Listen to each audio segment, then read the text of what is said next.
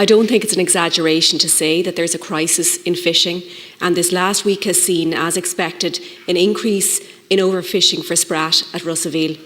I've been contacted by local fishers in Galway and indeed by environmental organisations over the last few days to call on you to act urgently on the hollowing out of marine life along the west coast. And I thank you, Minister McConalogue, for coming into the House today to address it.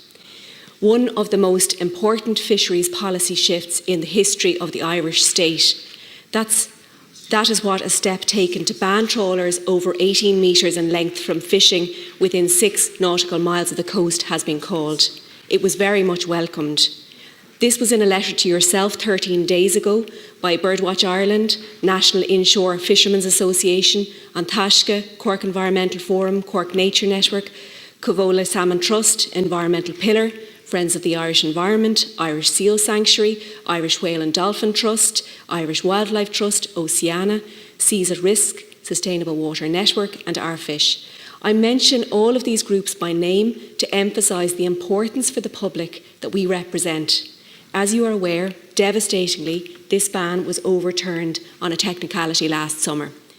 The impact of this has been felt particularly in relation to sprat. Sprat is a keystone species in our bays, vital to the ocean food chain. They are intrinsic to the very ecosystem of the seas around us, feeding fish from herring, mackerel, whitefish to dolphin and porpoise. When you see pods of dolphins in the bay, you can be sure that they're feeding on sprat. Now the future of all of these species hangs in the balance due to intensive overfishing of their prey. Fishing communities have been left devastated by this intensive trawling as their stock dries up with nothing to feed on. It is up to the Minister now to legislate and issue policy directives to protect fishing communities and to protect marine life, to re-implement this ban. Bays act as nurseries for juvenile fish, and with sprat being used now for meal and not for human consumption, there is nothing to stop the very youngest being fished and then ground up and sold to some farms, including fish, mink and pig farms. The additional difficulty, Minister, is that no quotas nor total allowable catch exist for sprat fishing, unlike other pelagic fish such as herring and mackerel. And I'm hearing reports of up to 200 tonnes coming out of an area in a single day per fishing pair. That's the equivalent of 52 million fish. We must act now when fishing and nature hangs in the balance. What is new is that it has reached fever pitch in Galway at Russellville over the last week, with more boats arriving than ever before as the season gets going. And it is simply not fair nor just that our local fishing communities have quotas when there are no quotas for sprat nor jobs.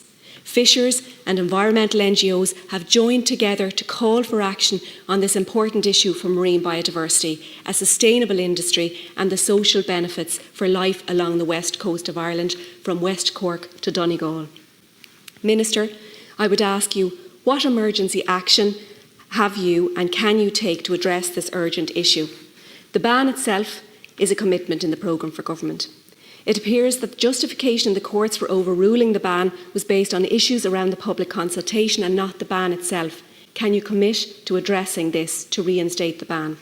In the long term, what actions are you taking to stabilise sustainable stocks for our fishing communities and indeed for nature itself? Thank you, Minister.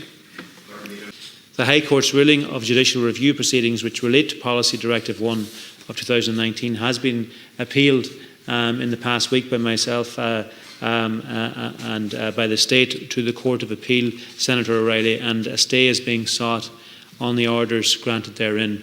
I am committed, I can assure you, to the sustainability of fishing in Irish waters and the commitment made in our programme for government that inshore waters continue to be protected for smaller fishing vessels and pair trawling be prohibited inside the 6 mile limit. I'm also will be closely monitoring the situation in relation to fishing activity and working with my department to ensure that further efforts are made with regard to gathering data and that we avail of all the resources and capabilities at our disposal disposal to ensure that we fully assess and get a better understanding of the nature of the sprat fishery and of their life cycle, so that can inform how we approach the matter and how policy is informed in the time ahead as well. But I do thank you for bringing this to the attention of the Shannon today, and I look forward to staying and continuing to be engaged with you and with the Oireachtas on this important matter.